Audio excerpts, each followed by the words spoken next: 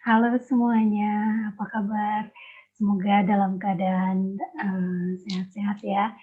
Mmm, Kali ini saya akan memenuhi permintaan, mahasiswa saya yang sudah membuat, tugas berupa video, yang menjelaskan tentang, satu topik yang penting sekali diketahui oleh siapa yang belajar, bahasa Inggris, dasar, umum ya, terutama ketika mempelajari tentang, structure gitu. Nah, mmm, eee, sebetulnya banyak sekali ya mahasiswa yang ingin saya, komentari gitu hasil tugasnya, tapi sepertinya banyak yang malu-malu. Jadi, kali ini saya hanya akan, merespon atau menanggapi, mmm, 2 tugas, eee, saja gitu ya, yang memang mahasiswanya minta gitu. Nanti kalau ada yang mau di-react lagi, silakan ya nanti bisa, komentar. Kita lihat. Oke, kita mulai ya.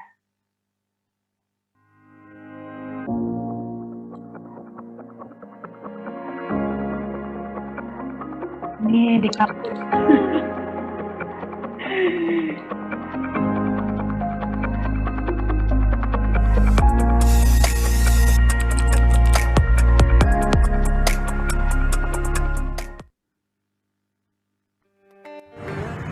Hai semuanya, nama saya Fikri Rizkyla dan kembali lagi bersama saya.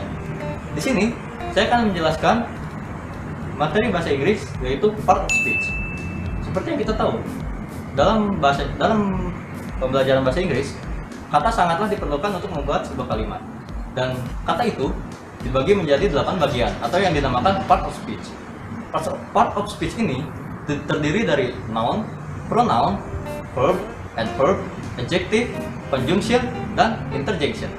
Kalian pasti penasaran kan apa yang dimaksud dengan ke-8 part of speech tersebut?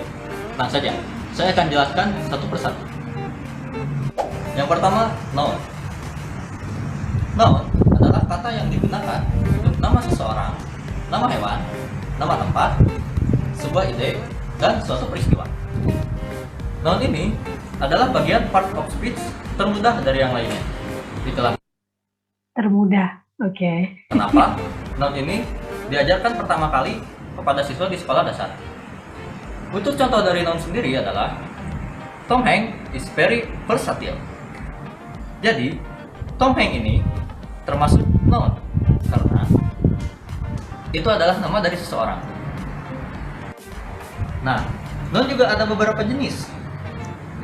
Yang ke satu, proper noun adalah noun yang selalu diawali huruf kapital dan merujuk sesuatu yang spesifik, yaitu untuk nama seseorang, nama tempat, atau nama benda. Contohnya McDonald, BTS, burger. Yang kedua, common noun. Benar, maksudnya McDonald, BTS, sama satu lagi apa tadi? Bukan 3 ya, apa? McDonald, BTS, burger. Nggak ngerti maksudnya McDonald, BTS, burger. Oh, itu yang paket itu ya? Itu namanya memang itu ya? Kirain McDonald, kirain kamu mau nyontohin, apa namanya, 3 gitu. Ya walaupun bisa aja sih, McDonald bisa sebagai proper noun, BTS juga sendiri bisa proper noun juga, tapi burger nggak bisa jadi proper noun ya. Tapi maksudnya ini kayaknya yang paket McDonald, BTS, burger itu ya. Ini lagi. Yang kedua, common noun. Common noun adalah kebalikan dari proper noun karena ini merujuk pada sesuatu yang umum. Contohnya McDonald burger. Yang ketiga, concrete noun. Concrete noun adalah noun yang merujuk pada sesuatu yang dapat dirasakan melalui panca indera. Contohnya stone atau batu. Yang keempat, abstract noun. Abstract noun adalah kebalikan concrete noun atau noun yang merujuk pada sesuatu yang tidak dapat dirasakan melalui panca indera. Contohnya happiness atau kebahagiaan. Yang kelima, cone. Cone adalah noun yang merujuk pada sesuatu yang dapat dihitung, dan kalau dalam bahasa Inggris itu singular, Maksudnya countable noun gitu ya. Oke. satuan, dan plural, lebih dari satu.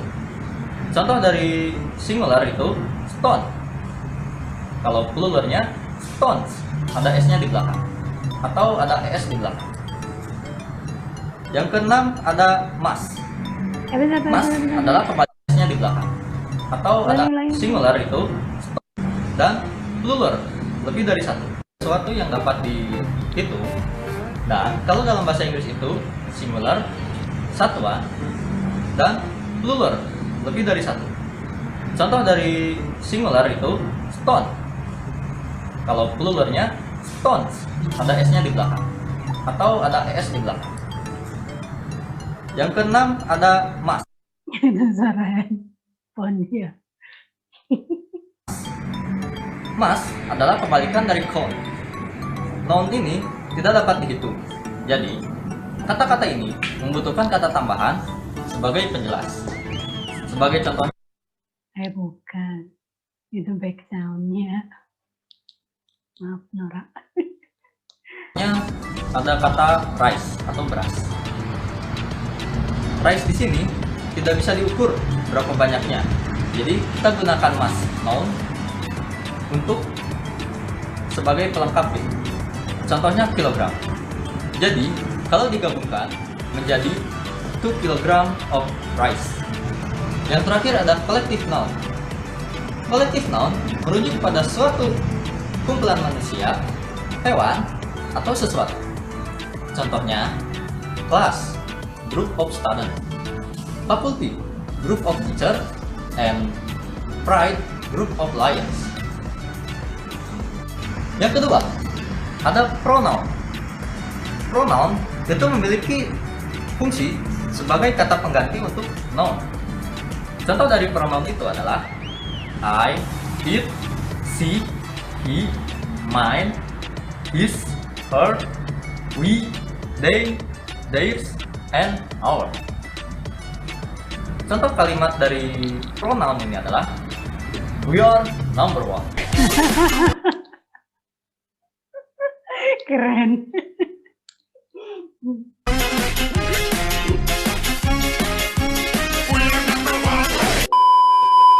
Yang ketiga, adjective. Adjective ini digunakan untuk menerangkan noun atau pronoun. Jadi, adjective ini bisa menerangkan secara lebih spesifik lagi, mulai dari kualitas, ukuran, dan jumlah noun atau pronouns. Contoh kalimatnya, wow, that burger is good. Good di sini adalah adjective karena menerangkan besar dari noun burger. Yang keempat, verb. Nah, verb ini adalah bagian yang paling penting dalam part of speech karena tanpa adanya verb, sebuah kalimat tidak akan terbentuk. Seperti aku, tanpa adanya kamu, aku tidak bisa hidup. Terimalah lagu ini. Oh my god. Soalnya, verb itu memperlihatkan sebuah aksi, baik secara fisik atau mental, bisa juga hanya sebagai penjelas dari subjek dalam sebuah kalimat. Kata yang termasuk ke verb state of being atau situasi adalah am, is, was, are, dan were. Contoh kalimatnya adalah as usual, the strong trooper missed their suit. Missed di sini menjelaskan aksi secara fisik dan subjeknya yaitu strong troopers. Yang kelima, adverb. Adverb itu hampir sama seperti adjective yang digunakan untuk menjelaskan kata, tapi perbedaannya, adverb itu menjelaskan adjectives, verbs, atau adverb lainnya. Adverb sendiri ada 4 jenis.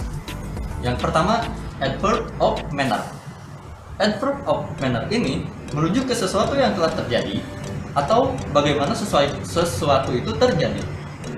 Contohnya, Annie dance gracefully. Kata gracefully menjelaskan bagaimana si Annie ini dance atau menang. Yang kedua, adverb of time. Adverb of time ini merujuk ke kapan sesuatu terjadi atau kapan sesuatu itu berakhir. Contohnya, she came yesterday. Kata yesterday menjelaskan kapan dia itu datang. Yang ketiga, adverb of place. Adverb of place ini menjelaskan tentang di mana sesuatu terjadi atau di mana sesuatu telah terjadi. Contohnya, of course, I looked everywhere. Adverb everywhere ini memberitahu di mana si I looked. Yang keempat, adverb of degree. Adverb of degree ini menjelaskan sejauh mana atau seinsentif apa sesuatu yang spesifik itu terjadi atau telah terjadi. Contohnya, the child is very talented.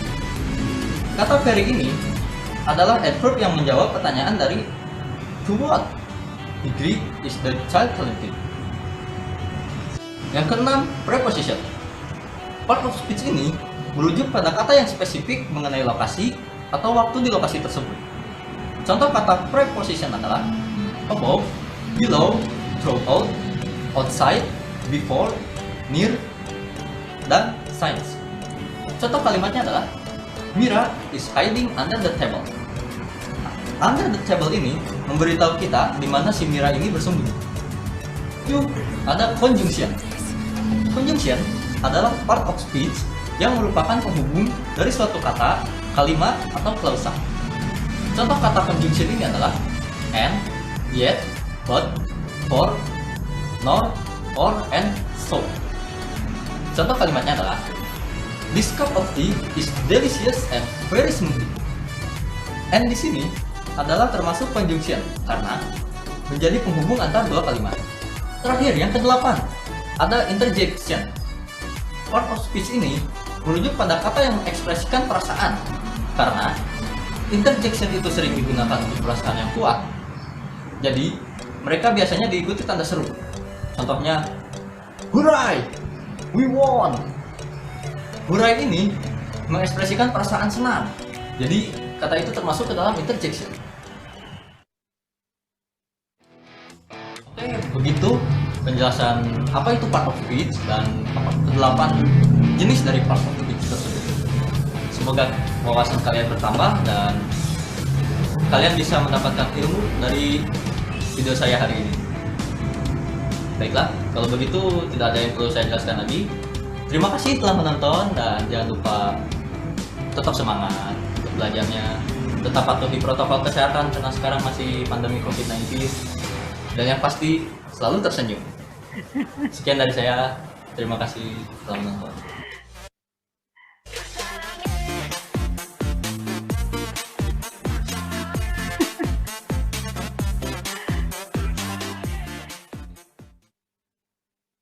Wah, that's great, Fikri.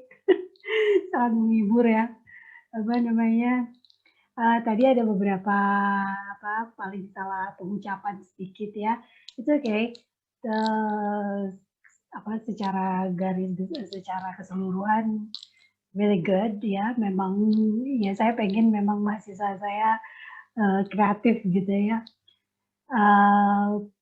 Palingan lain kali ini aja kalau misalnya untuk supaya kamu yakin dengan pelafalan contoh-contoh kalimat atau kata dalam bahasa Inggrisnya sebelumnya, coba aja dulu sebelumnya dicek dulu di googling aja gitu ya cara ngucapin kata ini itu seperti apa gitu aja sih ya, itu buat latihan aja. Okay, that's great. Sekarang kita lanjut ke video yang kedua ya, sebentar. Sudah ya, kita coba.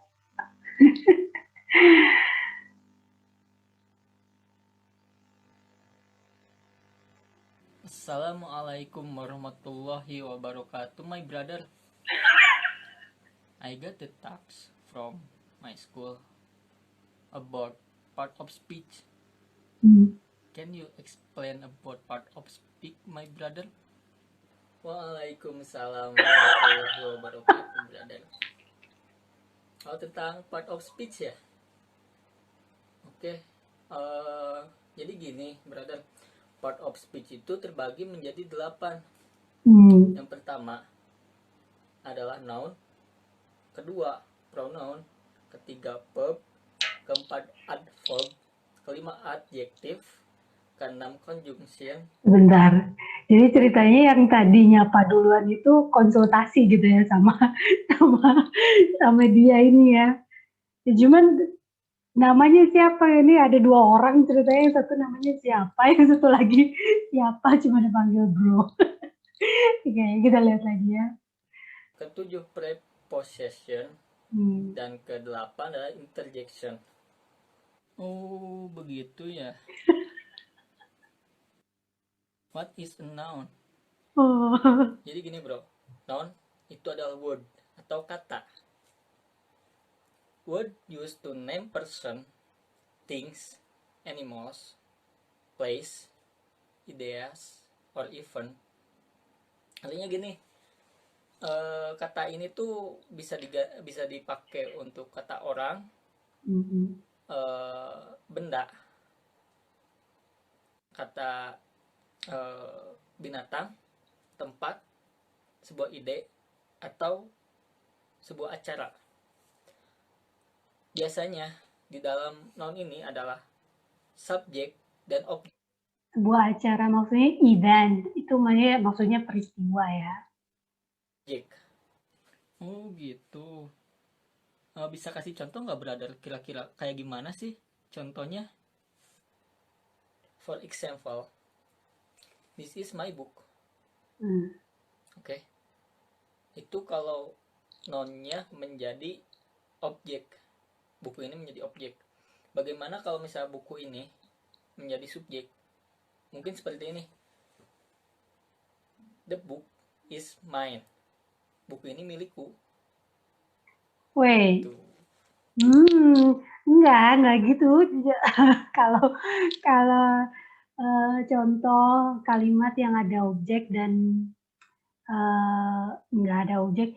Tadi kamu bilang apa? Ulangi ya. It's mine.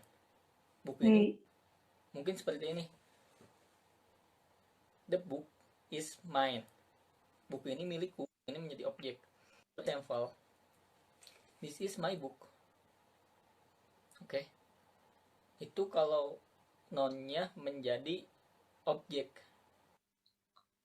This is my book itu hanya pernyataan saja. Jadi si this is my book-nya betul noun, tapi dia fungsi dalam kalimat dia bukan sebagai objek, dia complement aja. Gitu, fungsi dalam kalimat. Tapi betul kalau part of speech-nya atau kategori katanya dia noun, book-nya itu ya. Oke, kemudian buku ini menjadi objek. Bagaimana kalau misalnya buku ini menjadi subjek? Mungkin seperti ini. The book is mine. Buku ini milikku. The book is mine. Iya betul, the book-nya memang sebagai fungsi dalam kalimatnya ya sebagai subjek gitu. Tapi ini nggak ada kaitannya. Yang kalimat tadi sama yang kalimat yang barusan itu nggak ada kaitannya dengan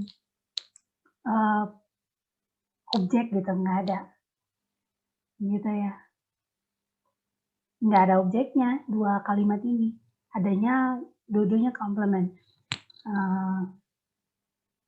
This is my book-nya dia fungsi dalam kalimatnya complement, bukan objek, karena kalau objek kan sebelumnya harus ada verb yang mengenai objek gitu ya. Kalau the book is mine itu sama aja, the book-nya subjek gitu, kemudian dia menyatakan aja bahwa bukunya mine. Mine-nya di sini kan dia kategori katanya pronoun gitu ya, possessive pronoun, dan itu ya fungsi dalam kalimatnya hanya complement, bukan objek. Jadi nanti cari lagi ya perbedaan mana yang bisa disebut dengan objek, mana yang bisa disebut dengan complement. Memang agak kadang-kadang agak sulit mengidentifikasinya. Tapi ingat aja kalau objek itu pasti sebelumnya harus ada verb action gitu, nggak bisa to be atau state of being kayak tadi is gitu, nggak bisa gitu ya. Kecuali ya setelah to be-nya ada verb lagi gitu ya, verb ing misalnya gitu ya. Oke. Itu. Oh, gitu ya. Oh, iya iya iya. Selanjutnya di mix aja, brother. What is a second? A second is pronoun, brother.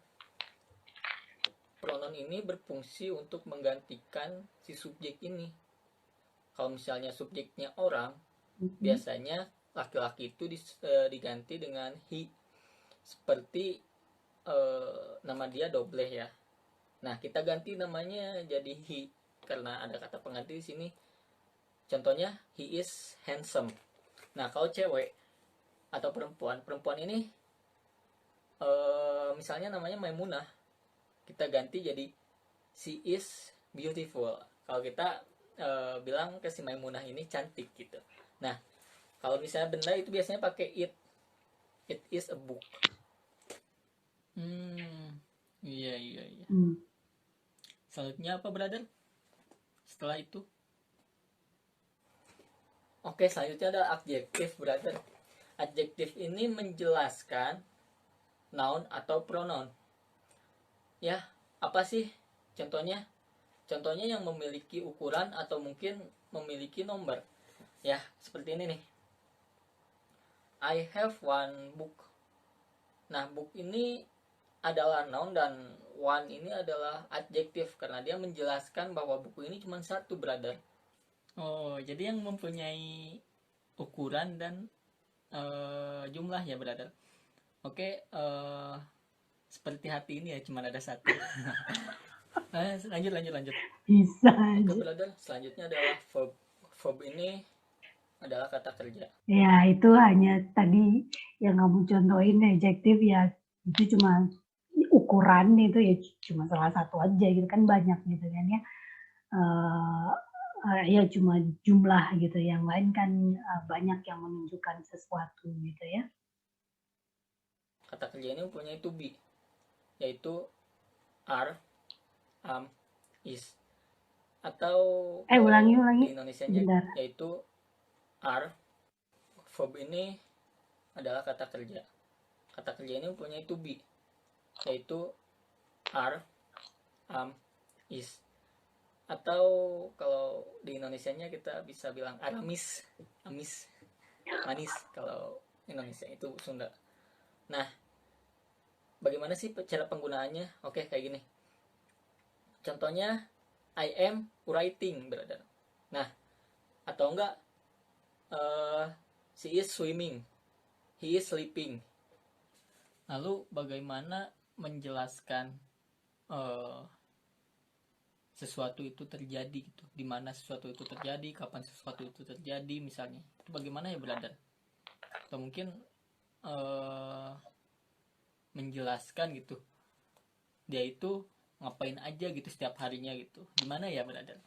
Nah, brother, ini adalah adverb ya. Adverb ini Sebentar. ada Itu tadi verb belum lengkap. Kamu baru menyebutkan salah satu jenis verb, yaitu yang auxiliary verb, dan itu auxiliary verbnya hanya yang to be gitu kan. Ada lagi yang penting bahwa jenis lain dari verb, action verb gitu. adalah kata untuk menjelaskan si kata benda gitu, kata benda atau kata kerja itu, kapan yang kita kerjakan itu. Kayak misalnya I playing guitar every day. Nah, every day ini masuknya adverb karena dia menjelaskan gitu bahwa saya ini bermain gitar setiap hari gitu. I am playing. Playing ini, play ini masuknya ke verb, brother. Ini verb ing. Nah, gitar ini masuknya ke noun. I am. Kalau I am ini emang subjek sih. Nah, kalau misalnya mau diganti sama pronoun nih ya, biar lengkap nih. Bisa aja he is playing guitar every day. Jadi dia bermain gitar setiap hari, brother. Gak capek tuh main gitar tiap hari. Ya, adverb, ya itu adverb kan banyak jenisnya ya, yang kamu contohin barusan. Everyday itu berarti adverb of time ya. Ya kalau hobi sih kenapa enggak gitu, brother. Mau setiap hari pun ya gak masalah, itu terserah dia, brother, gitu. Iya sih, kalau hobi sih setiap hari juga nggak masalah gitu kan. Ya layaknya cinta gitu, walaupun disakitin berkali-kali juga Oh, tetap aja gitu ngejar. oh my gosh, Canda-canda. Kembali ini bucin semua nih. Sama aja sih dosennya juga bucin. ke topik ya, brother. Masih ada 3 lagi nih yang harus saya jelasin, biar tugas kamu selesai. Jadi gini, ada juga yang namanya prepossession nih, brother. Apa sih prepossession ini? Prepossession ini adalah menjelaskan gitu ya, atau memberitahu lokasi atau mungkin tempat. Lokasi atau tempat sama aja, lokasi atau mungkin waktu gitu. Jadi contohnya, uh, the key in a table. Jadi dia menjelaskan bahwa si kunci ini ada di atas meja. Oh, menjelaskan si kunci ada di atas meja, berarti bisa aja kayak gini ya, kepala di atas meja gitu. Jadi the head in the table ya, brother, ya kalau nggak salah ya. Oke. On the table. Nah, betul, itu seperti itu juga bisa, brother. Tapi ya kali kalau misalnya kepala ada di atas meja gitu kan, the head Ngapain? in the table gitu, bisa sih sebenarnya, cuman gak On. masuk di akal sih, kecuali kalau kelapa. Apa Iya sih? betul, brother. Gak masuk di akal juga sih ya, itu cuman bercanda aja, brother. Nah, lalu selanjutnya apa ya, brother ya? Lalu setelah prepossession ada juga conjunction. Conjunction ini kalau di Indonesia adalah konjungsi, brother. Konjungsi ini adalah kata penghubung ya. Kata penghubung seperti and, but, dan sebagainya lah ya. Nah, contohnya seperti ini, brother. Kalau misalnya kamu bingung nih ya, contohnya seperti apa? Nih, misalnya I love you, but you not love me. Ya itu ke cewek ya, bukan ke kamu ya. Kamu cowok. Tadi kiranya aku gay. Wah, kamu bisa aja. Iya, iya, iya. Paham. Pasti ke cewek. Alright, dan yang terakhir nih, brother. Udah yang terakhir lagi nih. Yang terakhir ada interjection. Interjection ini seperti mengekspresikan sesuatu gitu, kayak oops atau hey atau wow atau oh no.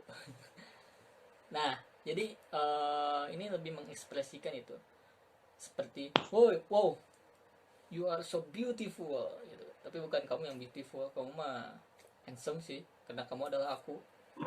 Ya iya gitu, mana mungkin gitu kan cowok disebut beautiful gitu kan. Jangan Sudah. salah. Beautiful juga bisa buat cowok. Enggak lah, enggak harus perempuan beautiful itu. Terima kasih, brother, udah menjelaskan itu secara rinci dari awal sampai akhir. Alhamdulillah saya paham seluruhnya ya, insya Allah tugasku akan selesai gitu. Saya udah paham, ini tinggal dikerjakan tugasnya itu. Terima kasih banyak.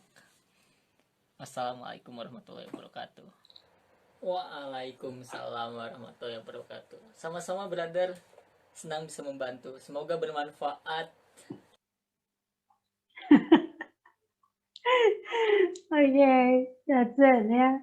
Ya, konsepnya sih lucu ya, kreatif gitu, ada 2 orang lagi konsultasi. Cuma pastikan juga, apa namanya, materinya, si brother yang ngasih tahu, yang ngejelasin tentang materinya, harus yakin dulu sama apa yang mau disampaikan. That's okay ya. Kapan-kapan bisa direvisi lagi untuk ya siapa tahu kamu mau buat lagi video tentang power of speech, terus kemudian kamu uh, share, di-upload di YouTube, terus di-share ke teman-temannya. Oke, ya. Good job, Devi. Ya. Thank you. Oke, sebentar. Ya, jadi itu tadi 2 tugas video penjelasan tentang private speech yang dibuat 2 mahasiswa saya. Kalau masih ada mahasiswa lain yang mahasiswa saya yang bikin video yang sama terus pengen dikomentarin juga videonya, komentar aja ya. Ya ini pasti saya upload ke YouTube. Terima kasih ya, semoga tetap semangat kuliahnya untuk tahun akademik yang baru nanti sekitar Oktober. Ya jaga kesehatan lah ya, supaya mau kuliahnya online atau offline tetap semangat gitu ya, tetap fit gitu ya. Oke, terima kasih. Sampai ketemu lagi. Dadah.